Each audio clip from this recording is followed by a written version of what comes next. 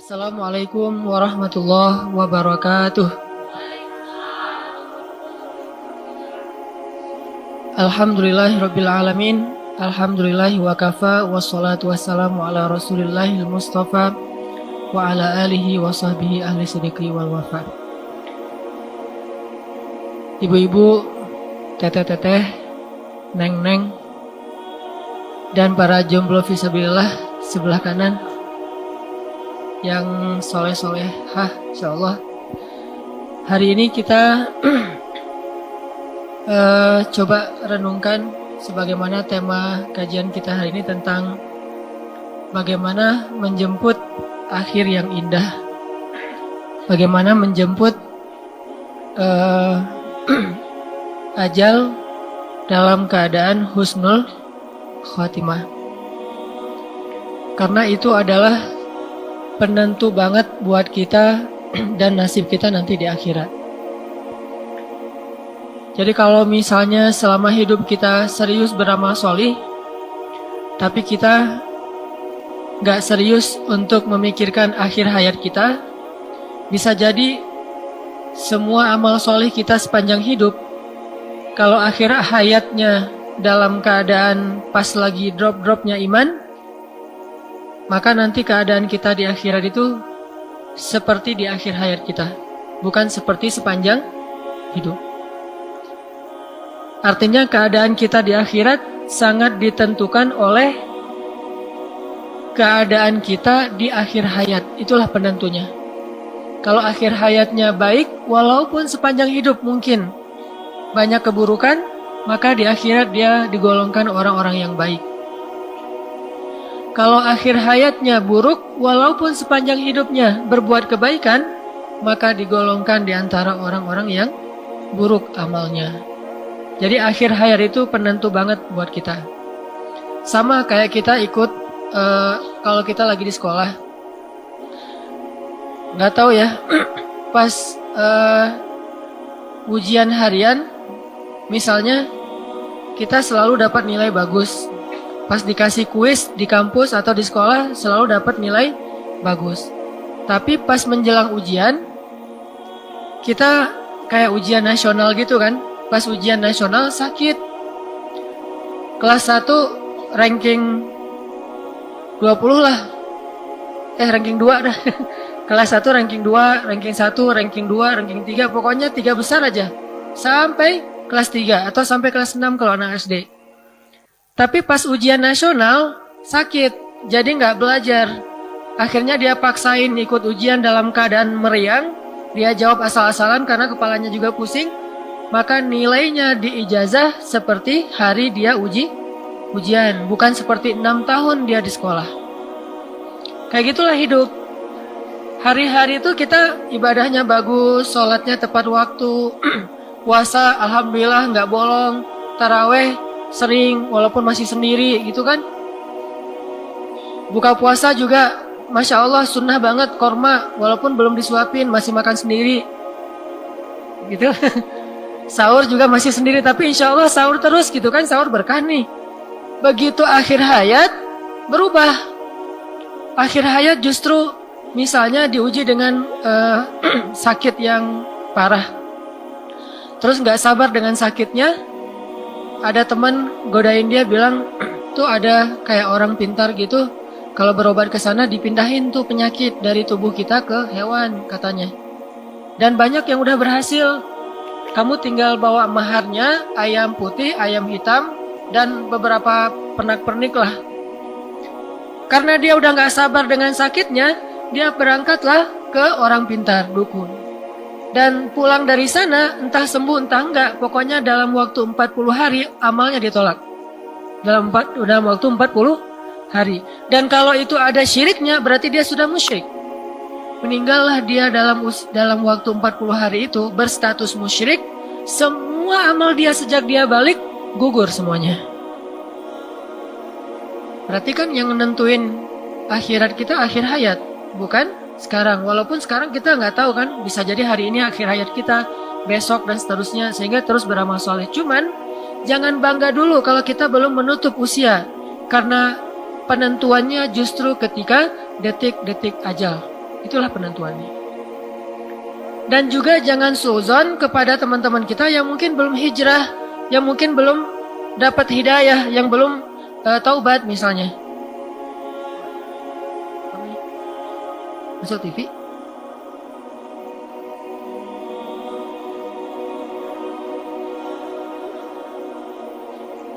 Grogi gini masuk TV. Ini TV mana nih?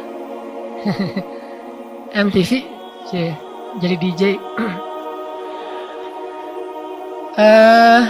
Tadi sampai di mana? Belum hijrah, belum taubat, jangan suuzon. Kalau ngelihat teman kita belum sholat, kasihan aja, jangan benci.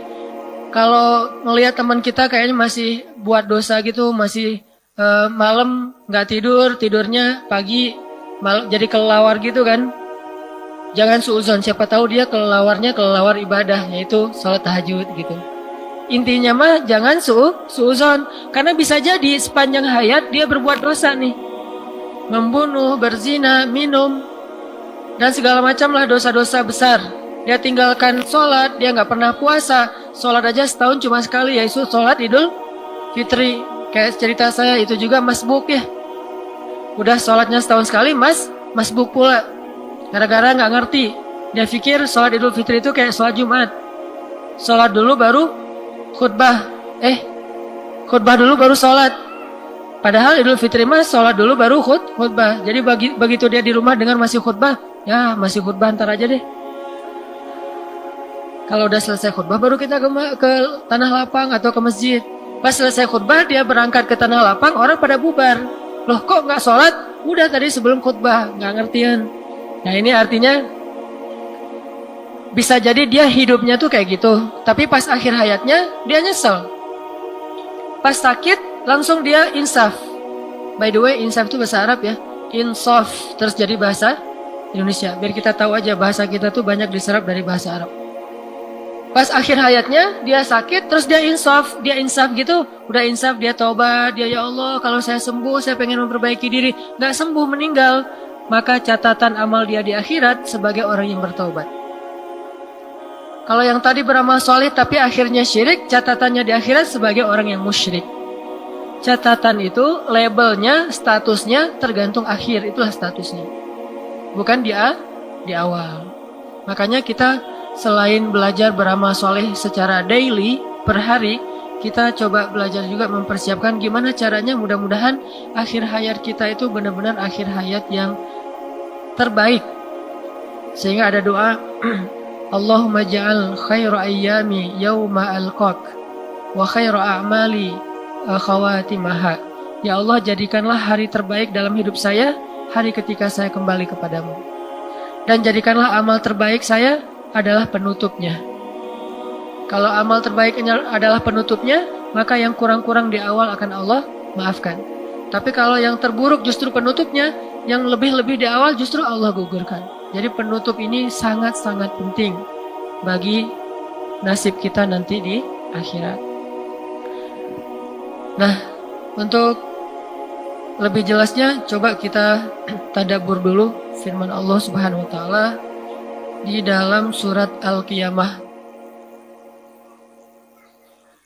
Surat Al-Qiyamah. Surat Al-Qiyamah teh surat 75.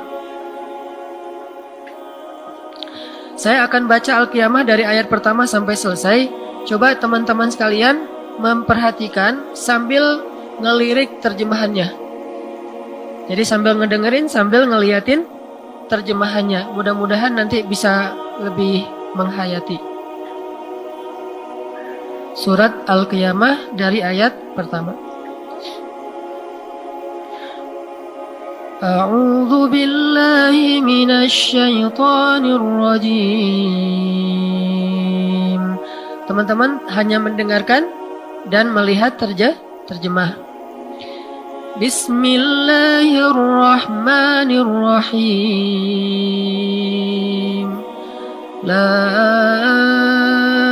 uqsimu biyaumil qiyamah wa la uqsimu bin nafsil lawwamah أيحسب الإنسان أن لن نجمع عظامه بلى قادرين على أن نسوي بنانه بل يريد الإنسان ليفجر أمامه يسأل أيان يوم القيامة فإذا برق البصر وخسف القمر وجمع الشمس والقمر يقول الإنسان يومئذ أين المفر يقول الإنسان يومئذ أين المفر كلا لا وزر إلى ربك يومئذ المستقر ينبأ الإنسان يومئذ بما قدم وأخر بل الإنسان على نفسه بصيرة ولو ألقى معاذيره لا تحرك به لسانك لتعجل به إن علينا جمعه وقرآنه فإذا قرأناه فاتبع قرآنه ثم إن علينا بيانه كلا بل تحبون العاجلة وتذرون الآخرة وجوه يومئذ ناظرة إلى ربها ناظرة ووجوه يومئذ باسرة تظن أن يفعل بها فاقرة كلا إذا بلغت التراقي وقيل من راق وظن أنه الفراق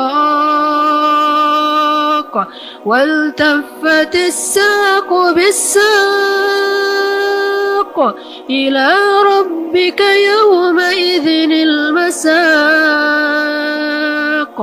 فلا صدق ولا صلى ولكن كذب وتولى ثم ذهب إلى أهله يتمطى أولى لك فأولى ثم أولى لك فأولى أيحسب الإنسان أن يترك سدى ألم يكن نطفة من مني يمنى ثم كان علقة فخلق فسوى فجعل منه الزوجين الذكر والأنثى أليس ذلك بقادر على أن يحيي الموتى Sadaqallahul Adzim. Bapak Ibu teman-teman yang dirahmati Allah Subhanahu wa taala. Surat Al-Qiyamah ini menjelaskan tentang perjalanan akhirat kita secara singkat. Salah satu adegan yang paling luar biasa adalah adegan yang disebutin di ayat 26. Kalla idza balagatit taraqi wa qila man raq wa dhanna annahu al-firaq wal taffatis saqu bis-saq ila rabbika yawma idzinil masaq. Apa artinya? Sungguh apabila nafas seseorang telah menyesak sampai ke kerongkongan. Nah, ini adalah adegan-adegan yang menentukan nasib kita nanti di akhirat. Coba nanti teman-teman sekalian baca khusus ayat 26 sampai sampai ayat 35, satu paragraf kecil ini dari ayat 26 sampai 35, terutama 26 sampai 30 itu diulang-ulang sambil dirasain bahwa kita tuh akan ngalamin proses yang disebutin di ayat ini. Kita semuanya pasti akan ngerasain gimana rasanya sakaratul maut. Teman-teman tahu arti sakarat? Yang jadi bahasa Indonesia juga sakarat. Dia lagi sekarat gitu. Tahu arti sekarat? Sekarat itu dalam bahasa Arab artinya sakit banget. Arti sekarat dalam bahasa Arab sakit banget. Kalau sakit biasa namanya marot. Kalau sakit yang masih bisa diobatin namanya marot. Atau namanya il. Terus jadi bahasa Inggris ill. Terus ditambah jadi ilfil. Itu bahasa Arab yang diinggriskan. Terus jadi di Indonesia kan versi kekinian ilfil. Kalau yang sakitnya biasa banget kayak cuma sekedar kegores dikit, kecubit itu il. Kalau sakitnya agak parah harus dirawat namanya marot. Kalau sakitnya nggak ada obat namanya sakarat. Kalau udah nggak ada obat namanya sakarat. Karena sakaratul maut itu nggak ada obatnya. Mau dia keliling dunia, dia berobat di tempat yang paling mahal dengan hartanya pun nggak bisa sembuh kalau udah sakarat. Malah ada orang yang justru karena dia punya uang, dia berobat dengan teknologi canggih, sakaratnya lebih lama. Ada orang yang karena nggak punya duit, akhirnya dia nggak bisa pakai alat-alat canggih, sakaratnya lebih cepat. Tapi kita nggak tahu ya, yang mana yang sakarat, mana yang marat. Kita hanya berikhtiar aja. Jangan sampai ketika ada yang sakit, udah lepas saja lah alat-alatnya itu sakarat. Belum tentu kan? Bisa jadi pas dia seminggu pakai alat itu, setelah itu sembuh. Jadi sadar lagi, terus jadi sehat lagi. Tapi bisa juga seminggu, sebulan, bahkan ada yang setahun, itu sakarat terus. Terus gimana dong? Kita nggak perlu cari tahu. Kita hanya berlindung kepada Allah dari sakarat yang sulit. Karena Allah lah yang mentakdirkan dia pakai alat atau enggak. Bisa jadi dia orang kaya, tapi pas dia sakit, ada aja cara Allah untuk buat dia nggak usah pakai alat. Akhirnya dia meninggal dalam hitungan jam. Udah aja sakaratnya nggak lama. Bisa jadi dia orang miskin, tapi pas sakaratnya lama. Kenapa? Alatnya dari mana? Ada yang kasihan, akhirnya dibayarin biaya obat sakit segala macam, malah bisa setahun dia pakai alat kayak gituan. Karena kita nggak tahu mana yang marot, mana yang sakarat. Kita hanya ikhtiar yang terbaik. Kayak misalnya ada orang tua kita sakit, kata dokter, ini kalau diangkat nih, dicabut nih alatnya, kayaknya udah selesai. Nah, tergantung keluarga mau dicabut atau mau dibiarin. Kita kan pengennya yang terbaik ya. Ya udah nggak apa-apa, selama masih mampu mah pakai aja terus alatnya. Nah, kita nggak tahu itu marot yang kelak nanti akan sembuh atau itu sakarat. Kalaupun itu sakarat, setelah sebulan dia pakai alat kemudian meninggal juga, kita husnuzon. Karena kalau kita ngelihat seorang muslim sakaratul mautnya susah, apa husnuzonnya? Mudah-mudahan itu kesusahannya yang terakhir, setelah itu jadi mudah. Kalau kita ngelihat seorang muslim sakaratul mautnya mudah, kita husnuzonnya mudah-mudahan itu kemudahan yang awal, setelah itu semakin mudah. Jadi nggak ada celah buat kita suuzon sama saudara kita. Jangan sampai ada saudara muslim yang lagi sakaratul maut itu kayak berat banget gitu, sampai wajahnya kayak matanya melotot. Kan ada yang meninggal sampai nggak bisa nutup mata gitu ya. Nah, di situ ada amanah dari Allah kepada yang melihat untuk menjaga rahasia. Gak boleh kita ngomongin bahkan kepada pasangan kita. Pak, tahu nggak Pak? Tadi kan Mama ngelihat tetangga yang meninggal. Itu Mama ikut mentalkinkan. Dan Masya Allah Pak, dia pas meninggalnya nggak bisa nutup mata. Itu kenapa ya Pak? Gak boleh cerita itu. Karena siapa yang membuka aib saudaranya, nanti Allah buka aib dia di akhirat. Masa kita mau kayak gitu nanti pas akhir hayat kita kebuka juga aibnya oleh orang lain? Kan kita nggak mau banget. Makanya kalau kita ngelihat ada orang meninggal, ada adegan yang agak-agak nggak biasa, tutupi aib dia dengan husnuzon. Kalaupun adegan itu kayaknya nggak pantas banget, kayak aib banget, kita husnuzonnya mudah-mudahan itu aib terakhir, kesusahan terakhir, derita terakhir yang dia alamin sebagai kifarat dosa. Setelah itu dia jadi mudah di akhirat. Jadi orang yang kita omongin sekarang mungkin di kuburnya udah dapat nikmat surga. Ngapain lagi kita masih ngomongin dia? Padahal dia sudah diridhoi Allah. Makanya jangan pernah suuzon kepada orang yang sedang sakaratul maut. Gimana pun beratnya sakaratul maut. Walaupun manusiawi mah, kadang-kadang kita sebel sama orang nih. Ada orang misalnya tetangga sering ganggu tetangga lain gitu. Malakin, terus buang sampah di pekarangan kita. Pokoknya sering banget ngeselin tetangga. Pas dia meninggal, kelihatan sakaratnya susah. Tetangga pada kayak bersyukur gitu kan. Tuh rasain. Makanya jadi orang tuh jangan macam-macam sama tetangga. Terus diceritain ke tetangga yang lain. Tuh kan Bu, bener ya.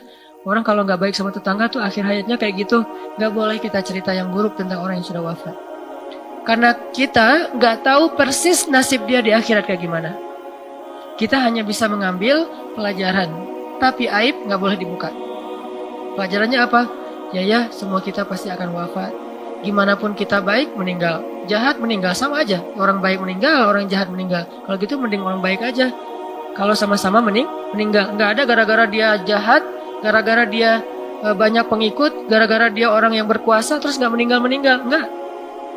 Fir'aun kurang berkuasa apa di muka bumi? Kalau Allah menyebutkan raja di muka bumi paling hebat itu cuma ada 3, Bu. 1 mumin, 4. 2 mumin, 2 kafir. 4 raja terhebat di muka bumi. 1 Sulaiman, 2 Dzulqarnain, 3 Fir'aun, 4 Namrud.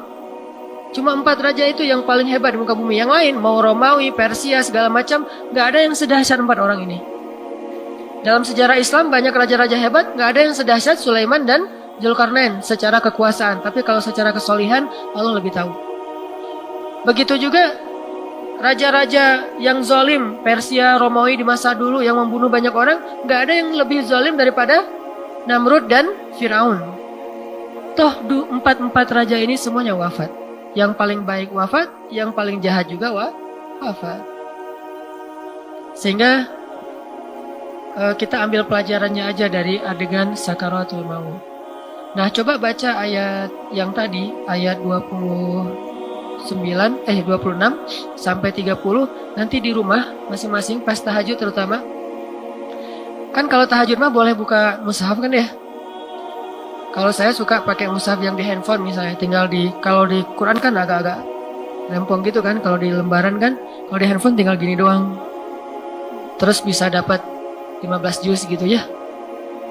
15 malam maksudnya, 1 malam 1 juz. Kita baca, nah coba nanti pas tahajud, sesekali kalau nggak hafal surat Al-Qiyamah, buka handphone. Tapi ini hanya untuk sholat sunnah, kalau sholat wajib, sebagian besar ulama melarang. Kalau sholat sunnah, ulama membolehkan. Kita handphonenya dipegang, Allahu Akbar. Selesai Al-Fatihah, Al-Fatihah kan nggak perlu pakai handphone kan? Masa Alhamdulillah. Terlalu manja ya, Al-Fatihah pakai handphone. Udah selesai Al-Fatihah terus dibuka, baca Al-Qiyamah. Sebelum baca Al-Qiyamah, sebelum sholat, jadi coba briefing diri kita dulu dengan baca terjemahan Al-Qiyamah. Lihat dan kayak tandain gitu ayat-ayat yang berkesan. Walaupun mudah-mudahan semua ayat berkesan, tapi ada kayak ayat misalnya di ayat 10, yaqulul insan yauma idzin ainal mafar. Pada hari itu manusia bertanya, mau lari kemana? Kiamat kan ada 2 kan? Ada kiamat besar, yaitu kiamat bagi semua makhluk. Ada kiamat kecil, kiamat individu, kiamat personal, hanya beberapa orang yang ngalamin. Nah, ketika kita ngalamin kiamat kecil, kematian, kita bertanya, ainal mafar, mau lari kemana coba dari kematian? Gak ada orang yang bisa lari dari kematian. Pernah dengar ada nabi yang mencoba menghindar dari kematian, bukan lari ya, menghindar dari kematian? Nabi siapa? Nabi Idris. Nabi Idris menghindar dari kematian. Jadi pas malaikat maut lagi kayak ketemuan gitu sama Idris. Kalau kita mah kayak lagi janjian yuk ketemu di mana gitu. Ketemu sama malaikat. Jadi janjiannya para nabi itu sama malaikat. Kita hari ini nongkrong di mana? Sama malaikat. Nah, kita mah sama manusia. Mereka janjiannya sama malaikat. Ketemu sama malaikat maut. Terus Idris request gitu sama malaikat maut. Malaikat, boleh minta sesuatu nggak? Apaan? Boleh nggak ya minta tolong kepada Allah supaya Allah memanjangkan usia saya. Saya nggak mau meninggal dulu nih. Saya pengen berdakwah lebih banyak. Soalnya Nabi Idris paham masih ada beberapa negeri yang pengen didakwahin oleh Nabi Idris. Beliau kan orang yang sangat semangat berdakwah nih. Ngerasa masih ada beberapa tempat yang pengen didatengin. Sedangkan kematian sudah dekat. Makanya Nabi Idris minta ke malaikat, minta dong ke Allah. Kan malaikat yang tahu ajal seseorang. Kalau udah datang waktu ajal saya, minta dong ke Allah supaya Allah memanjangkan usia saya. Akhirnya malaikat pergi. Pas waktunya ajal Nabi Idris, datang nih malaikat. Idris, udah waktunya nih. Kata Idris, lah kok cepat banget? Kalau bahasa kita namanya, boleh nggak ditangguhkan lagi? Kata Idris.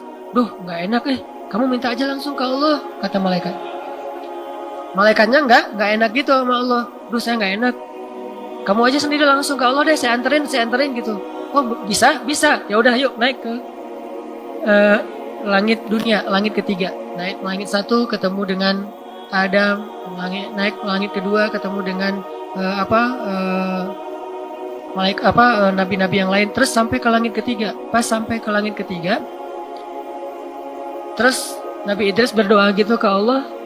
Malaikat maut datang lagi, kata malaikat maut, Idris, tahu nggak apa? Ternyata saya tuh selama ini bingung. Hah? Bingung gimana? Malaikat bisa agak bingung gitu kan? Saking rahasia Allah kan? Saya bingung selama ini.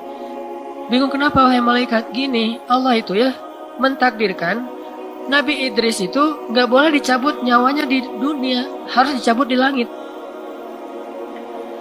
Jadi takdir Nabi Idris cabut nyawanya nggak boleh di bumi, harus di langit. Nah saya bingung gimana ceritanya manusia ke langit baru dicabut nyawa. Namanya manusia hidupnya di bumi, cuma Nabi Muhammad yang Isra Mi'raj. Saya bingung nih gimana cara nyabut nyawanya. Ternyata takdir Allah yang saya nggak ngerti.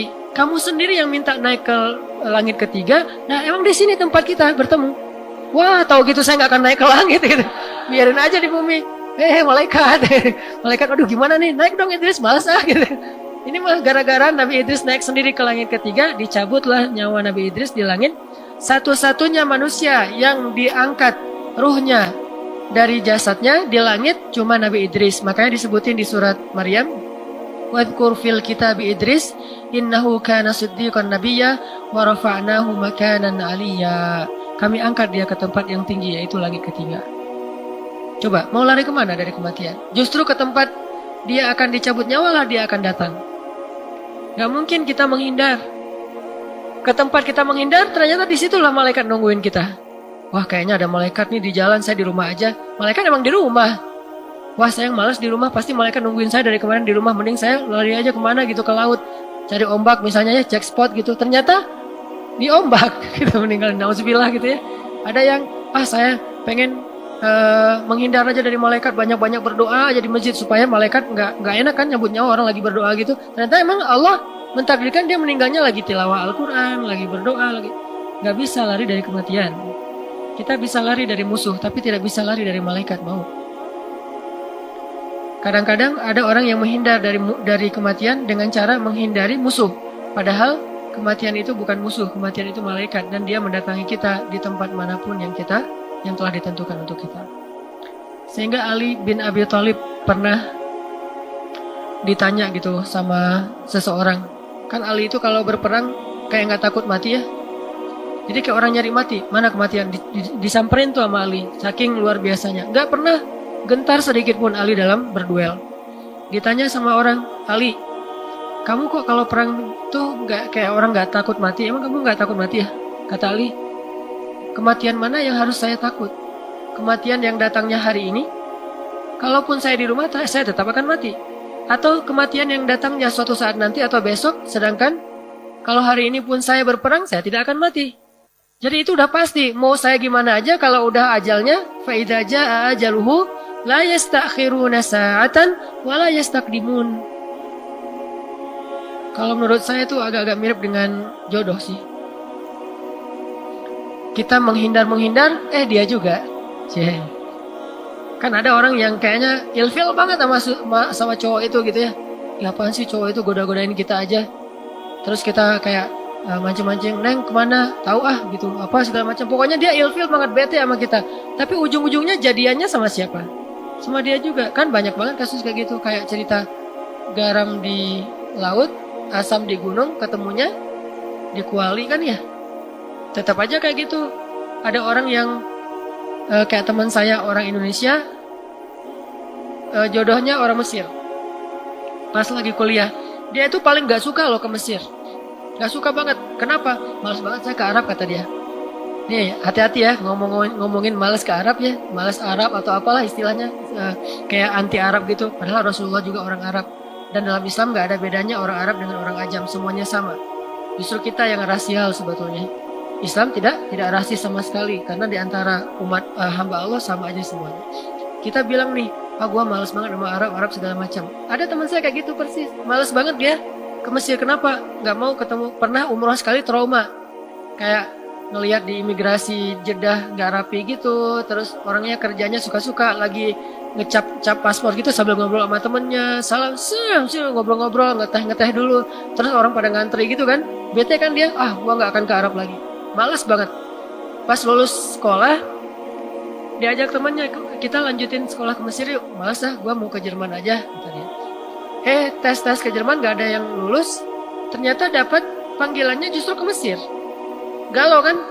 Duh, ini ke luar negeri gak ada lain pilihannya selain Mesir. Jerman gak lulus, ke luar negeri ke Eropa gak ada yang dapat. Ke Korea waktu itu gimana gitu ya. Sebetulnya pengen ke Korea sih, pengen selfie gitu. Nggak dapat juga. Dia satu-satunya tawaran buat dia beasiswa cuma ke Mesir. Akhirnya dengan berat hati dia berangkat ke Mesir. Orang yang dia hindari ternyata dia kecantolnya sama cowok Mesir. Kecantolnya sama seorang hafiz dari Mesir yang keren banget. Dan pas sekarang kalau ketemuan dia bangga gitu. Anak-anaknya tuh semua kayak bule-bule gitu. Arab versi Indonesia. Indonesia versi Arab. Yang rambutnya anak kecil kan, rambutnya keriting-keriting, hidungnya mancungnya sampai saking mancungnya agak-agak miring gitu. Mancung banget lah pokoknya, kulitnya putih. Pas kita jalan ke mall tuh semuanya pada pengen nyubit. Anaknya tuh mirip ayahnya semua, gak ada yang mirip ibunya. Dia bangga gitu. Nah, alhamdulillah ya saya dapat ini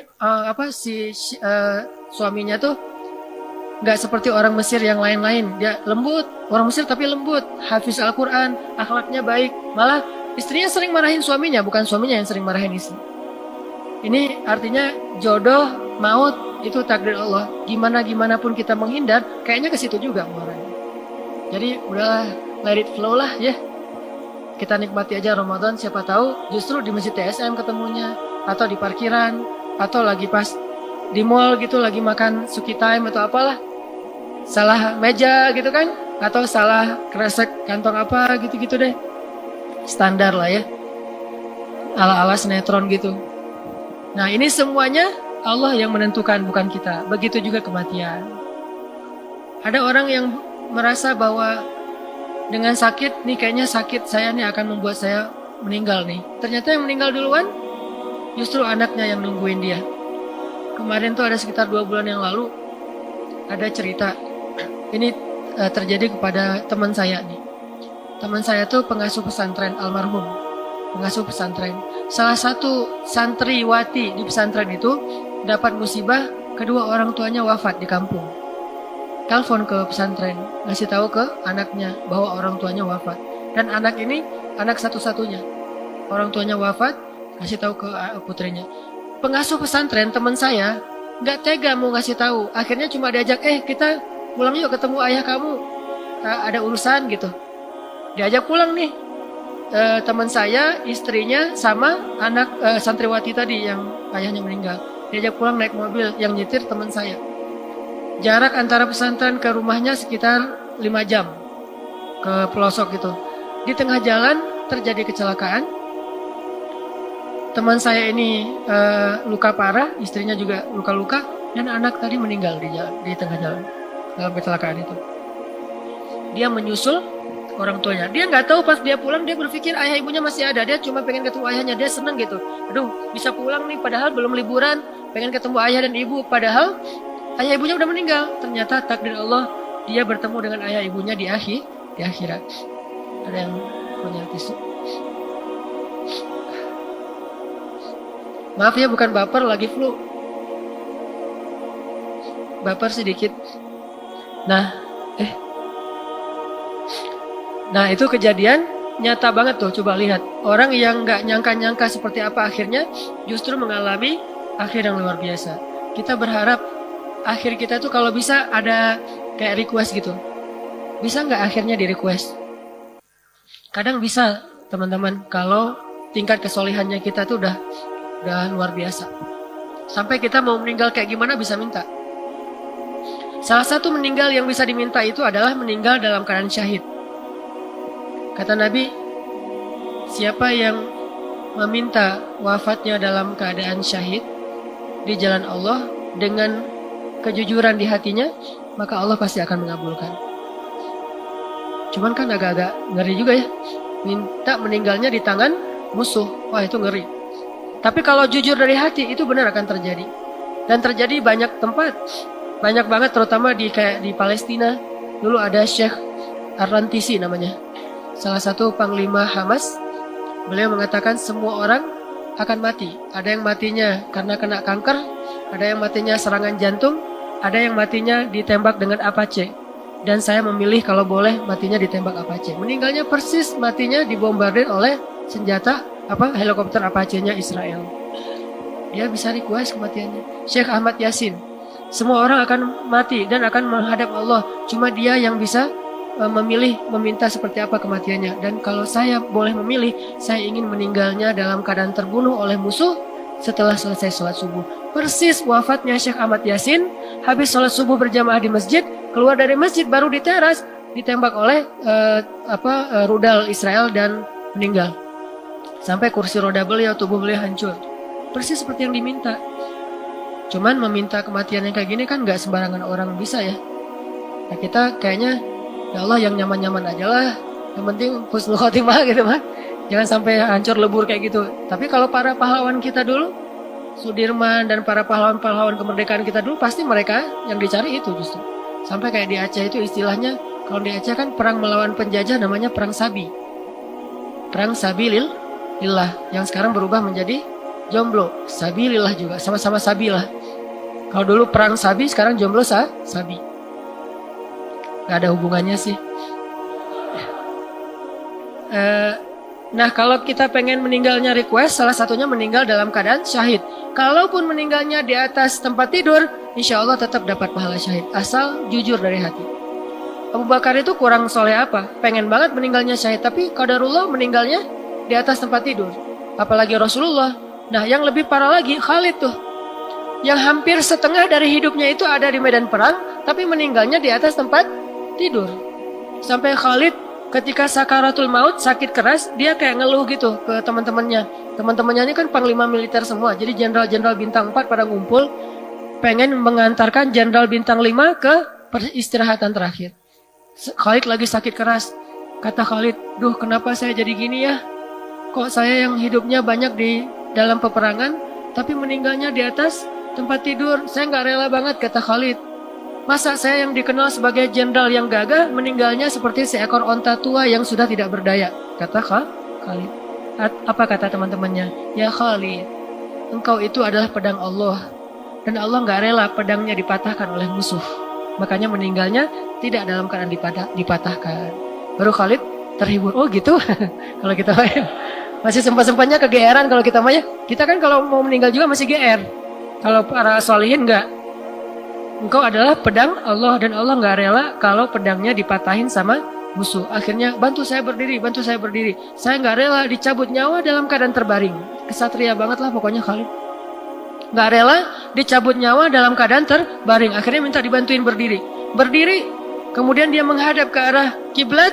Dia katakan, ya Allah, saya serahkan diri saya kepadamu. Saat itulah dicabut nyawanya dalam keadaan berdiri. Wafatnya seorang kesatria. Gak mau wafatnya tidur. Kalau kita baru sakit dikit, mana tempat tidur, tidur. Kalau Khalid gak mau tidur saya mah. Itu sakit paling parah kan, sakarat yang gak ada obatnya. Tapi dia gak rela dalam keadaan duduk, apalagi terbaring. Pengennya dicabut nyawa dalam keadaan berdiri. Jadi siapa yang mau merasa dirinya lebih hebat daripada Khalid? Baru panas DB dikit udah dirawatkan. Khalid enggak, dia pengen berdiri. Orang meninggal bisa milih, termasuk Ikrimah. Gimana pun jelek ayahnya Ikrimah yaitu Abu Jahal, anaknya tuh luar biasa loh, kesatria paling keren, paling tangguh. Kalau kita baca sirah Nabi dan sahabat, kita akan takjub. Itu lebih daripada semua film-film Hollywood. Achilles, Hector, Hercules, siapa tuh? Gladiator gitu, Maximus. Pokoknya siapa aja lah, termasuk yang di film-film kayak Lord of the Ring, film-film kolosal gitu. Itu semuanya fiksi, tapi dalam Islam aktor-aktor sehebat itu, superhero, itu ada semuanya. Dan lebih hebat daripada adegan-adegan Hollywood. Cuman karena kita belum ada Hollywood, nggak difilmkan. Makanya butuh sutradara-sutradara yang keren, orang-orang perfilman yang keren, yang mau berdakwah dengan keahliannya. Bagi saya dakwah itu bukan cuma ceramah, tapi segala potensi bisa dipakai. Ikrimah, gimana kematian Ikrimah? Kematian Ikrimah itu ketika kaum muslimin dalam satu peperangan, lalu kaum muslimin terdesak, tidak ada jalan untuk bisa menang kecuali ada yang berkorban, menembus barisan musuh dengan resiko dia akan terbunuh. Maka saat itu berdirilah Ikrimah anaknya Abu Jahal di atas sebuah batu besar. Dia katakan, wahai kaum muslimin, siapa yang mau berbaiat sumpah mati bersama saya. Artinya harus mati, nggak boleh hidup. Kalau hidup berarti dia berkhianat. Siapa yang mau berbaiat bersumpah akan mati bersama saya. Akhirnya terkumpullah 100 orang kesatria. Kalau di film 300 Spartan, ini 100 doang nih. Lebih sedikit dan lebih tangguh nih. Dan semuanya Spartan gitu, six pack gitu-gitu kan, keren-keren lah pokoknya. 100 penunggang kuda yang siap mati. Siapa yang berbaiat bareng saya untuk mati? Terbaiatlah 100 orang mati bersama Ikrimah. Khalid aja waktu itu mengatakan kepada Ikrimah, ya Ikrimah, saya nggak rela kalau terjadi sesuatu kepada kamu ya Ikrimah. Kamu sahabat saya dari kecil. Kata Ikrimah, ya Khalid, dulu ketika saya memusuhi Islam, membenci Allah dan Rasul, kamu nggak pernah ngalang-halangi saya. Sekarang ketika saya pengen membela Allah dan Rasul, kamu ingin menghalangi saya? Ma'azallah ya Khalid. Kenapa dulu kamu nggak menghalangi saya dari memusuhi Allah dan Rasul? Sekarang malah menghalangi saya dari membela Allah dan Rasul. Akhirnya Khalid nggak bisa ngomong. Ikrimah pun berangkat dengan 100 pasukan elitnya, menembus barisan musuh. Dari 101 orang yang berangkat, nggak ada satupun yang kembali dalam keadaan selamat. Semuanya syahid. Mereka memilih kematiannya. Makanya sama kayak Nabi Idris memilih kematiannya. Begitu juga dengan, atau mungkin gak syahid, memilih kematian yang indah itu seperti Utsman bin Affan. Tahu gimana Utsman wafat? Utsman wafat dalam keadaan sedang berpuasa sunnah, menjelang berbuka sedang tilawah. Sebaik-baik khatimah, husnul khatimah tuh kayak gitu. Dan malam sebelum Utsman berpuasa, gak tahu nih, saya lupa hari Kamis apa hari Senin, pokoknya malamnya Utsman mimpi. Dalam mimpi Utsman didatangi Rasulullah.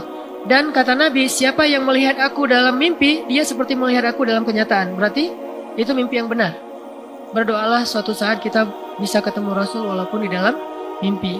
Minimal kita masuk sebagian dari golongan sahabat. Kalau melihat Nabi langsung kan jadi sahabat Nabi. Ini setengah sahabat. Malamnya Utsman mimpi ketemu Rasul. Rasul tanya kepada Utsman, Utsman, besok mau buka puasa di mana? Sama keluargamu atau sama kami?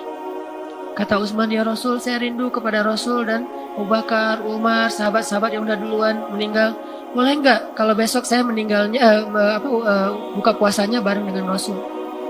Akhirnya Rasulullah tersenyum, kemudian mengusap dadanya Utsman, lalu selesai dari mimpi, makan sahur, puasa. Lagi menjelang berbuka, ngabuburit gitu. Utsman ngabuburitnya di rumah sambil tilawah Al-Quran. Musuh mengepung rumah Utsman, orang-orang munafik nih. Akhirnya mereka berhasil masuk dan menghujam ke tubuh Utsman, pedang mereka, sehingga Utsman pun terbunuh dalam keadaan darahnya muncrat di halaman Al-Quran yang sedang dia baca. Dan dia dalam keadaan menunggu waktu berbuka, gak sempat berbuka. Artinya dia akan berbuka bersama Rasulullah SAW. Begitulah mereka memilih kematian. Kok bisa memilih kematian? Kan enak banget tuh. Kalau tadi kan ceritanya hidup sepanjang hidupnya itu beramal solih, meninggalnya su. Sepanjang hidupnya berbuat buruk, meninggalnya husnun. Kalau ini meninggalnya bisa pilih.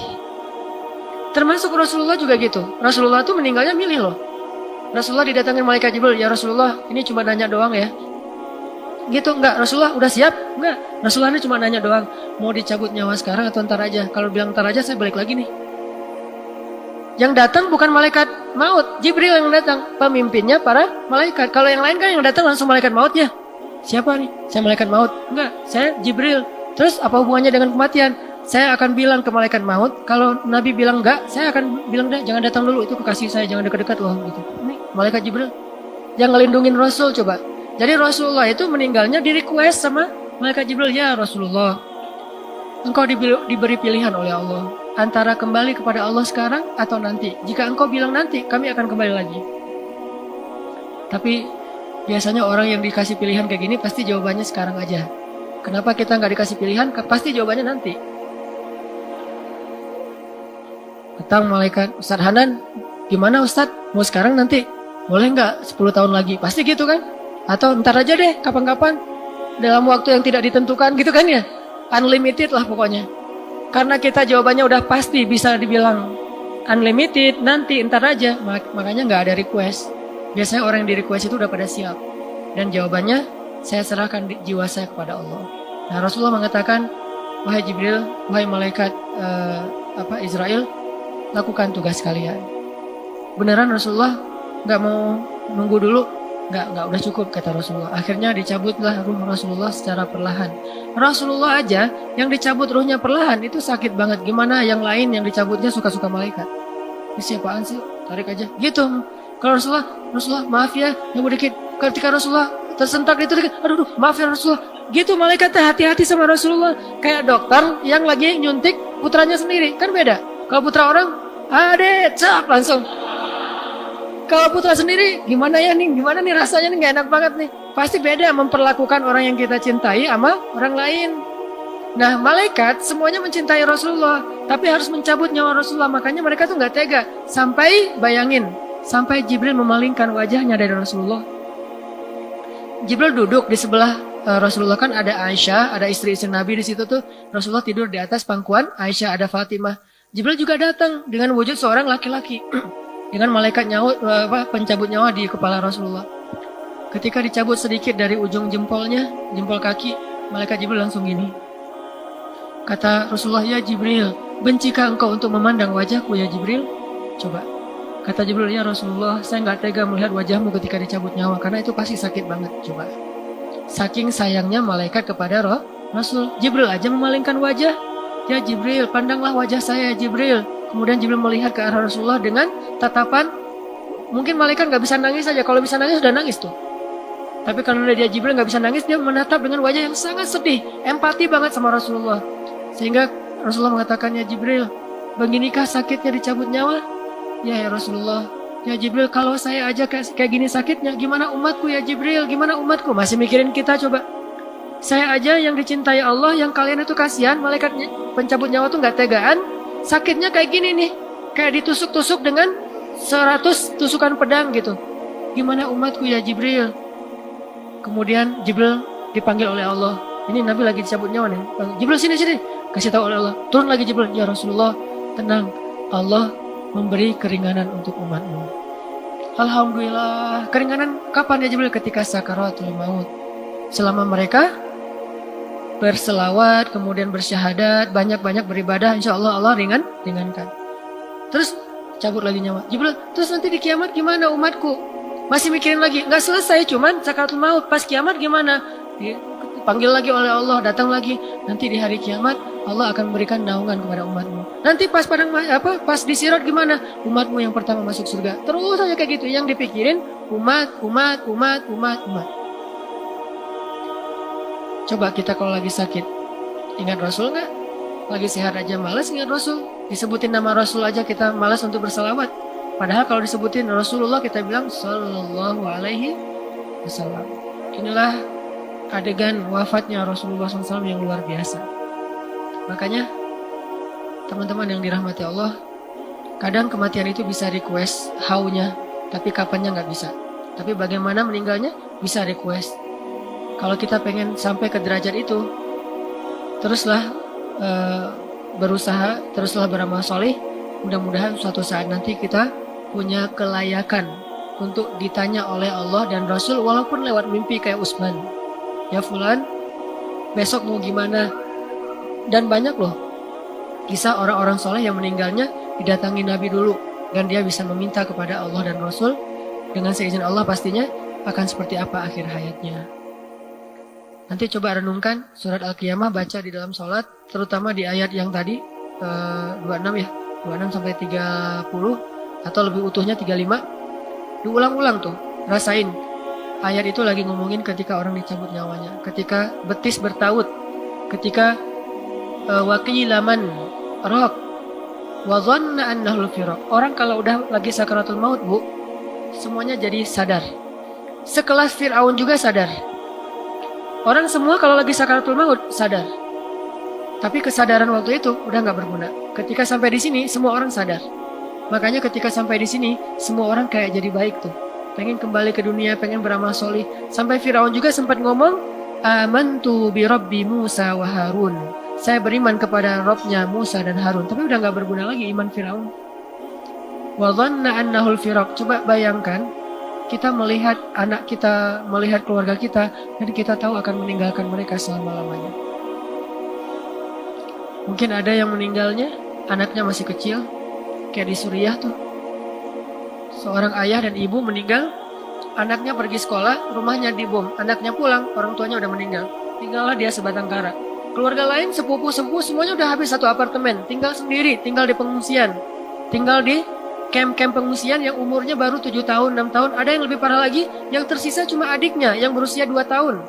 Dan itu juga parah, kakinya harus diamputasi, kena bom sama orang-orang yang zalim. Sehingga dia harus merawat adiknya di rumah sakit sendiri. Kalau sekarang kita sakit, yang merawat kita kan keluarga besar. Teman-teman pada datang, ngejenguk, ngedoain, ngasih hadiah. Kalau di Suriah, sakit, yang ngerawatnya cuma kakaknya yang usianya 6 tahun, 7 tahun. Kakaknya jadi ayahnya, jadi ibunya. Adiknya 2 tahun yang lagi di rumah sakit. Cuma mereka berdua yang tersisa, sebatang kara. Makanya kita harus banyak bersyukur kepada Allah. Dan coba rasakan gimana ayat itu dalam kejadian kalau itu terjadi kepada kita. Mudah-mudahan dengan demikian kita akan lebih serius mempersiapkan akhir dari kehidupan kita. Dan pesan moral tambahan, setiap kali kita beramal solih, saya selalu nitip doain juga saudara-saudara kita di Suriah, di Palestina, di Rohingya, di Somalia. Betul bahwa yang masalah itu bukan cuma di sana, di Indonesia juga banyak. Tapi kalau dibandingkan masalah di Suriah dan Palestina dengan di Indonesia, jauh nggak ada apa-apanya masalah di Indonesia. Kita cuma lapar doang, masalah kita cuma sakit. Masalah mereka itu luar biasa loh. Kita aja yang nggak pernah update, soalnya di media jarang diliput yang kayak gitu-gitu. Ada sapi kecemplung ke dalam got, itu diliput semua media. Giliran yang meninggalnya ribuan, bahkan sekarang udah lebih dari 500.000, hampir 1 juta, nggak diliput. Kecuali di sosmed kita yang saling menyebarkan supaya kaum muslimin paham apa yang sedang terjadi oleh saudaranya. Dan kalau dibilang itu menyebarkan kebencian, saya kira itu salah. Kenapa? Kita lagi ngasih tahu tentang kondisi saudara kita. Masa disebut menyebarkan kebencian? Kecuali kita menghujat orang yang lain. Kayak misalnya ada adik saya lagi ada masalah, terus saya kasih tahu ke saudara saya, dia lagi ada masalah, lagi sakit, kan saya bukan menyebarkan kebencian. Dan doakan saudara kita di Suriah, di Palestina. Kalau kita tahu gimana kondisi mereka luar biasa. Terakhir-terakhir malah beberapa tentara zalim itu menggunakan senjata-senjata kimia. Yang anak-anak kecil itu kejang-kejang gitu, udah disemprot pakai air juga belum sembuh. Terus pakai fosfor yang terakhir juga di Irak, di Mosul. Ya kita mah paling kalau demo pakai gas air mata aja udah kayak gimana. Dulu pernah ada adegan demo pakai gas air mata sampai ada yang sesak nafas segala macam kan. Dan itu masih wajar. Gimana kalau pakai zat kimia? Jadi doain mereka, jangan egois. Bahagia sendiri tapi nggak ingat kepada saudaranya. Kita udah bahagia, alhamdulillah. Doain saudara kita di sana. Mudah-mudahan Allah berikan mereka kemenangan, kemerdekaan dari penjajahan zalim. Di Suriah merdeka dari presiden yang zalim seperti Bashar Assad dan gengnya. Di Palestina merdeka dari Israel yang zalim kepada kaum muslimin. Dan plus doain juga bangsa kita, mudah-mudahan bangsa ini dilindungi oleh Allah dalam keadaan aman. Itu aja yang bisa saya sampaikan. Barakallahu li wa lakum. Assalamualaikum warahmatullahi wabarakatuh. Kita tutup dengan berdoa kepada Allah. Hari ini hari Jumat, sedang berpuasa dan menjelang waktu Jumat. Bismillahirrahmanirrahim. Alhamdulillahi rabbil alamin.